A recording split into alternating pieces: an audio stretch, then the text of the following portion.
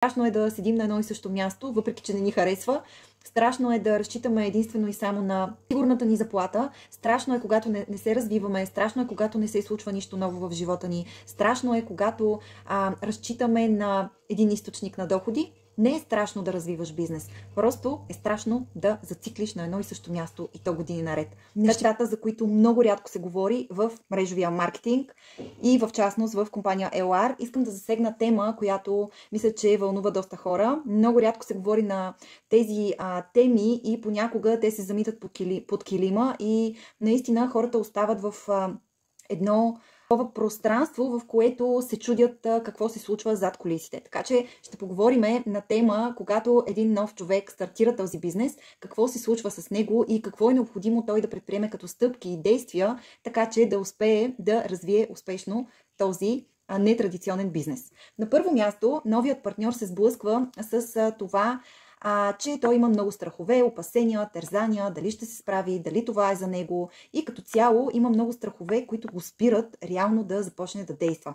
И опитът ми показва в последните години, когато аз говоря с много хора и много хора идват в нашия екип, виждам как хората наистина си слагат тези бариери, спирачки и понякога хората се отказват и да ви кажа честно, много хора се отказват, защото просто не са готови да понесат тази отговорност. Осъзнават, че това всъщност не е за тях, преди дори да са опитали. И искам да поговоря на тази тема, защото за мен е важно наистина хората да знаят какво могат да очакват, стартирайки един такъв бизнес. На първо място, човек трябва да бъде готов да се обучава. Човека трябва да е търсещ, трябва да иска информация, трябва да е от тези хора, които не се задоволяват с информацията, която получават, а търсят и искат да получат още такава. Това са хората, които непрекъснато търсят човека, с когото активно работят. Това са хората, които непрекъснато искат някаква информация, питат, задълбават различни въпроси и това всъщност са и хората, които успяват в крайна сметка. Хората не са готови с това, примерно ако човек си има основна работа и започва този бизнес като допълнителна такава, някакси човек не е готов с това да организира правилно времето си. Ние много работим в тази посока в моя екип, правилно да разпределим така времето, така че то да ни стига и в същото време това време, което отделяме за нашия нов бизнес, да бъде градивно използвано, така че човека наистина да има и необходимите резултати. В крайна сметка, хората, които са търсещи, обучават се, влизат в обученията, търсят ментора си, търсят човека и искат комуникация, това са и хората, които успяват.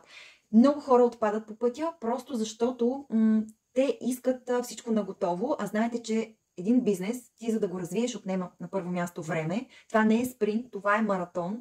И хората смятат, че тук влизам сега и ще развия този бизнес, примерно за 2 седмици или 1 месец. Не става така. Реалността е друга.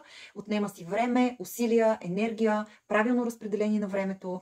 Човек трябва да е обучаем, да търси информация, да се обучава, да иска, да се развива. И като цяло хората, които остават и са точно такива, те наистина успяват и реализират добри доходи още в първите си месеци от своя старт.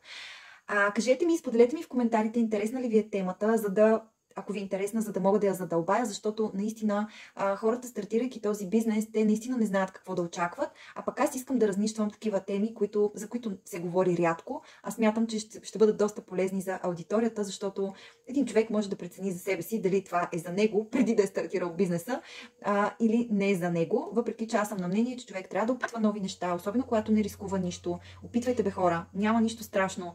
Страшно е да седим на едно и също място, въпреки че не ни харесва.